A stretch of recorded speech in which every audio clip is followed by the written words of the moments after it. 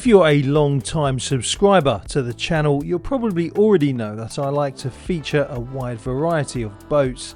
The only stipulation is that the boat must have good seakeeping capabilities and be usable all year round, not just when the sun's out and the water's flat. I also tend to have a bit of a soft spot for boats of all sizes with a hint of commercial boat DNA.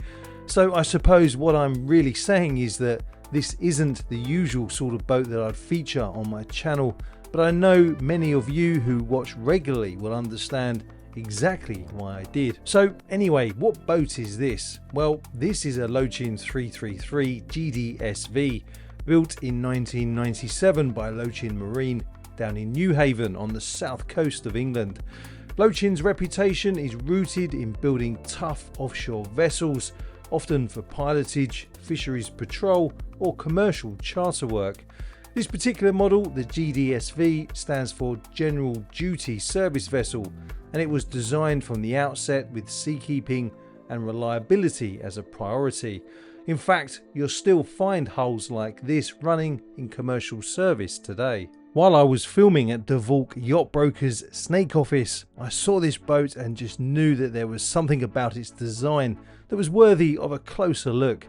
She looks like the sort of boat you can have some fun with, and for me, that is what being on the water is all about. Before I show you around, please take just 2 seconds to subscribe to my channel. I really appreciate it. The more subscribers I do get, the more boats I can get on.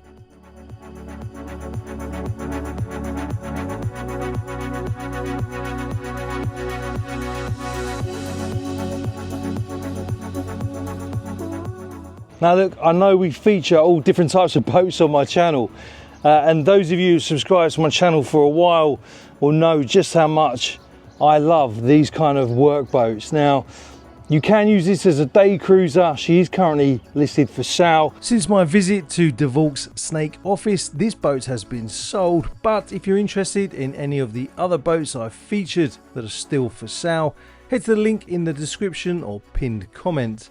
That will take you to my Linktree page. Just scroll down to the bottom and you'll find all the current listings. She's not actually a commercial boat, but anyway, what I wanted to do is jump on board and show you around just to see what you think. Starting with the stern, you can see down there we've got 2 platforms, little mini swim platforms, so you can easily get in and out of the water with a ladder amidships there as well. Like I say, this boat really is built for, you know, weekends of going out and just enjoying the water, whatever the weather. That's a really important thing to point out with this boat. She's designed to go out in the gnarly stuff. Another thing you'll notice is the fact we've got a D-fender all around this boat. So if you need to kind of practice your boat handling skills, if it's been a while since you've had a boat but you want to get back on the water, this one would be very, very forgiving. When you look at this boat, she does have the look and configuration of a small pilot boat. The fact that obviously you've got the starboard side deck over here that doesn't have the outboard hand railing. Instead it has this inboard one on the superstructure. But let me just take you forward actually and show you around the upper deck before I take you inside and show you around there. Up forward there's a CQR plough anchor on chain handled by an electric low-frans windlass with controls at the helm and on the deck. Simple, solid and built for reliability. Now if I just spin around, show you the wheelhouse there. Really impressive kind of commercial look on this boat. The top of the coach roof we have a searchlight over there on the port side with the static array radar just over there, and that big SSB aerial just on the aft section on the starboard aft quarter of the coach roof. And by the way, I do actually have a new Amazon store where I have some radars listed. So if you need to check out any boating gear, or you need to replace anything on your boat, please go and check that Amazon affiliate store out. But anyway, back to this boat, you can see windows over here. This one can be opened up to let some fresh air in as and when you need it. As we move aft along this port side deck, with one hand on the handrail on the superstructure, we'll come out onto the aft deck section of the boat. Over there on the port side we have the life raft, and really everything up here is set up for just ease and simplicity. I do like this uncluttered part of the deck. The twin hatches provide access to the lazarette and various systems below. Meanwhile, the stainless steel safety rails runs the full beam of the boat, giving solid protection when working back here.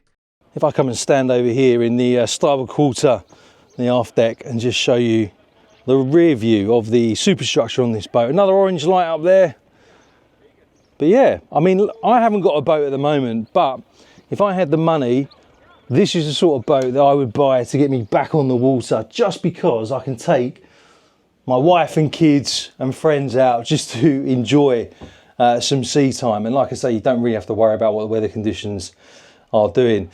Over here is where you would have the seating if you wanted it. You can see we've got the fixture there for the table. So if you did want to put some seating on there, you can easily do that and enjoy the view. Over here on the starboard side, another fixed seat there. Pop this open up for you just so you can see the space in there for storage. And over here on the port side of this boat is where we find the helm station. So throttle control lever, the switch is there for the windscreen wipers, and just in front of the throttle control lever we have the controls for the trim tabs. And moving back along here you can see the control there for the bilge pump.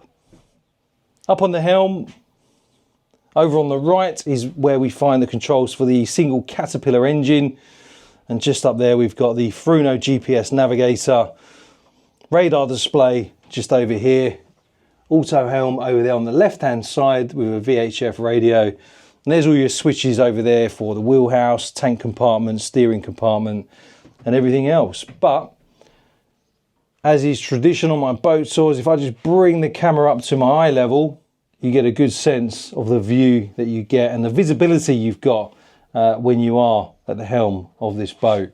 Decent amount of headroom in here as well. I've got a few inches above my head, so I'm not having to crouch down. So if you do have family and friends who are a little bit taller, they're not going to be banging their head everywhere as they move around. Over here on the starboard side, navigator's chair, footplate just down there, and here is where you can set up your charts. Just on there, decent sized little chart table with the obligatory red LED light just there. And of course the skipper also gets the footplate as well. Over here on this bulkhead you can see the switches for the batteries, for the engine, the domestic setup and the bow thruster as well. So they're within easy reach. Moving down to this area, over on the starboard side, we have a small galley, cooktop there with 4 gas burners, a little sink, and of course some more storage just under there as well. So yeah, like I said at the beginning of the video, if you're going to be going out on weekend trips, you can take enough food with you to keep going for hours and hours at sea without having to keep coming back alongside to find somewhere to eat, which is always handy for these kind of day boats. Now if you did want to spend the night on board, you can do that. You can see just over here we have a 3-berth setup, one down there, another one up there, another one over here on the starboard side. Behind that hatch is where we get access into the chain locker. As you can see, we've got another gauge here for the fuel levels as well. So if you're trying to get some shut-eye whilst your Oppo is hammering away at the throttles, you can just kind of look at your bed and say to him, look, we haven't got that much fuel, you need to slow down a bit. So yeah, quite handy.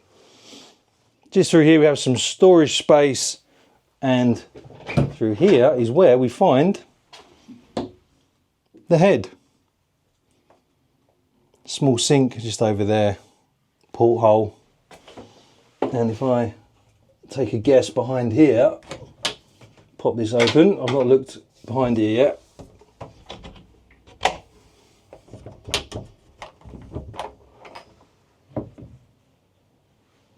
This is where you get access to all the electrical wiring for the helm position. So good ready access point just in there.